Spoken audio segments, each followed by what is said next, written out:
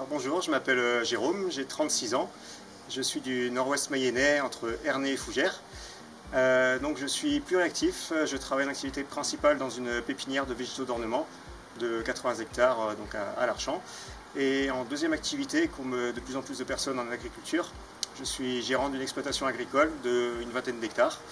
Et donc principalement en culture céréalière, avec du blé, du maïs, du colza, de l'orge, de l'avoine. En fonction des années, je fais mes rotations de culture.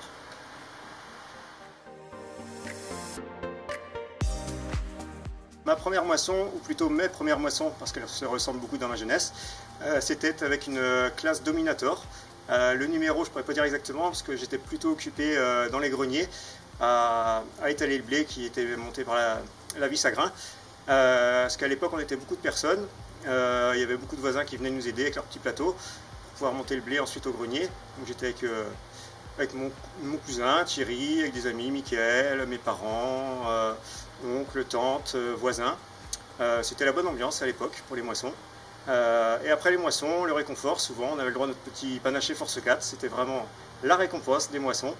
Et c'était toujours un grand plaisir de partager ces moments-là. Donc voilà.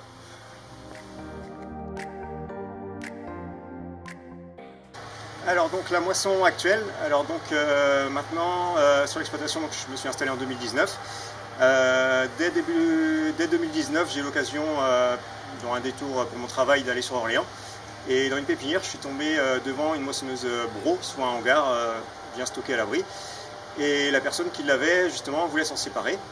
Le prix était très très raisonnable, donc j'ai fait l'acquisition de cette belle Bro 640. Donc qui vient tout droit d'Orléans. C'est une machine plutôt simple, tout mécanique, très simple en entretien. J'ai même eu l'occasion d'avoir une deuxième machine pour pièces pour pouvoir avoir tout sous la main pour la réparation. C'était une machine très intéressante, presque toute option pour l'époque. Donc c'est une machine qui a un aspirateur à poussière sur la coupe. C'est-à-dire que la coupe est aspirée et ressort sur le côté de la machine. Ce qui fait que quand on est en cabine, c'est très agréable, on a le pare-soleil, on a la climatisation naturelle, tout est bien, on est presque en vacances à faire la moisson. C'est une moissonneuse aussi qui a un broyeur à paille, ce qui n'était pas très courant dans notre région avant. Et pourquoi avoir sa propre moissonneuse? Donc je l'ai acheté qu'un copain déjà, avec Jean-François. Cette moissonneuse, du coup, dès qu'on est prêt, en fait, on peut attaquer les moissons. On est réactif très très rapidement. Autre point qui est plus compliqué souvent, c'est d'avoir les remorques disponibles pour pouvoir suivre les grosses machines si c'est l'entreprise qui vient moissonner. Du coup, nous, on a une remorque qu'on peut avoir auprès de la Cuma. Et puis nos petites remorques aussi 6 tonnes qui nous dépannent bien pour ce qu'on a à faire. Alors l'autre avantage aussi avec notre propre moissonneuse, c'est le coût du chantier par hectare. C'est une machine qui consomme 10 litres de l'heure. Il nous faut à peu près 1h30 pour faire un hectare, donc il faut 15 litres par hectare pour la moisson. Cette machine-là, du coup, on fait notre blé, l'orge, l'avoine, et on s'est mis aussi à faire le colza. En lisant Tracteur Passion et Collection, je suis tombé par hasard sur une annonce d'une coupe sur mesure, faite sur mesure pour récolter le colza, et qui fonctionne d'ailleurs très très bien, puisque j'ai récolté 42 quintaux sans problème et sans perte énorme dans le champ, vraiment très très peu de pertes. Alors, au niveau technique sur mes cultures, j'essaye d'avoir une approche où je laboure de moins en moins.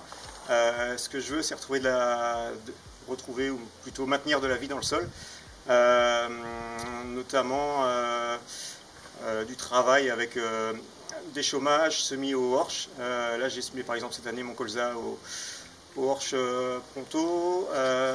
Mon maïs grain, après l'avoir battu, je l'ai broyé, j'ai travaillé le sol au karat et pareil semé au horche. Et mon orge aussi pareil, après le blé j'ai déchaumé avant et puis tout est semé au horche. Donc je travaille beaucoup sur la vie du sol. Je me suis lancé dans de la culture de bactéries avec notamment la lait de compost, l'apport de différents amendements. Ce qui est plutôt important dans le sol, c'est de vraiment avoir une bonne vie microbienne. Ça permet de stocker notamment de l'eau, le carbone et d'avoir une bonne vie au niveau des végétaux, une bonne santé. Pour vérifier la santé des plantes, justement, je me suis mis à l'analyse de sève. On peut savoir à l'avance comment la plante se comporte et anticiper les éventuelles carences ou problèmes en apportant ce qu'il faut au bon moment.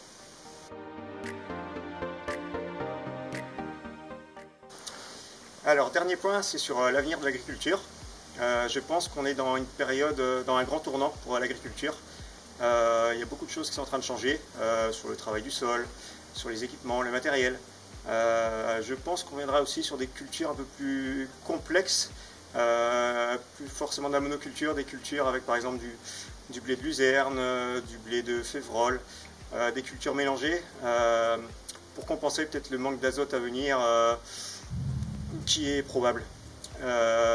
Et puis aussi la robotisation. Je pense qu'on ira peut-être vers des matériels peut-être un peu moins gros, un peu moins lourds, avec beaucoup plus de précision. Ça peut être pour le semis, ça peut être pour le binage, ça peut être pour la pulvérisation localisée. Beaucoup de choses sont encore possibles et on n'est qu'au début de cette étape-là, je pense. Voilà.